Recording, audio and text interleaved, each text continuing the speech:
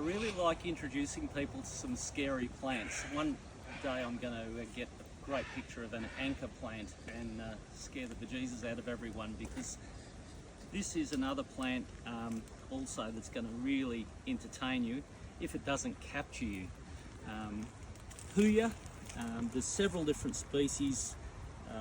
They're from Central and South America. The Mapache Indians, actually, I think the name comes from, I think it means, it's translated to point, which when you look at these spines, it kind of makes sense. But an amazing plant. They will send up a flower spike later on, but I just want to focus on the foliage today. It's a great story because in the wild, if an animal gets caught in this foliage, and trust me, they do, they'll often die and decompose. Terrible story, I know, please forgive me, all those animal lovers. I'm an animal lover, but we're talking about in nature, in South America and Central America.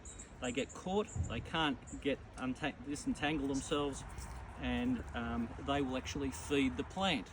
So it's like Little Shop of Horrors, I know, but every now and then we need to tell these stories because the plant world is so full of interesting stories, and I think it's not only entertaining. I'm not talking about an animal suffering, far from it, but it is part of what encompasses nature, and I think we need to look at not only animals but plants in this context as well, because we're all interlinked and all connected. So really interesting group of plants, rarely offered commercially.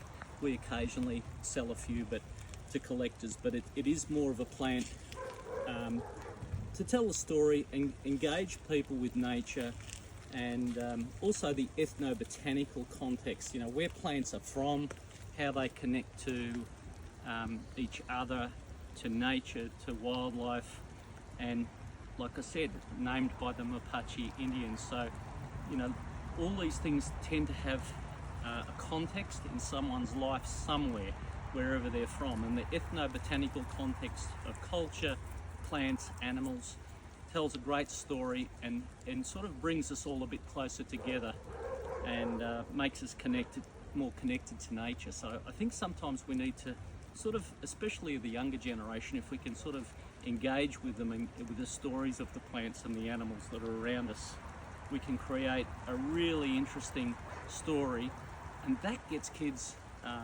engaged, gets them excited, and then knowledge becomes easier to absorb. So have a great day out there. Hope you enjoy Puya.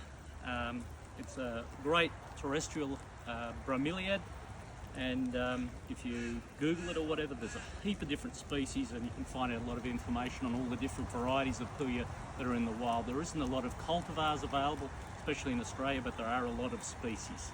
So have a look. Interesting group of plants. Puya, Puya. Cheers.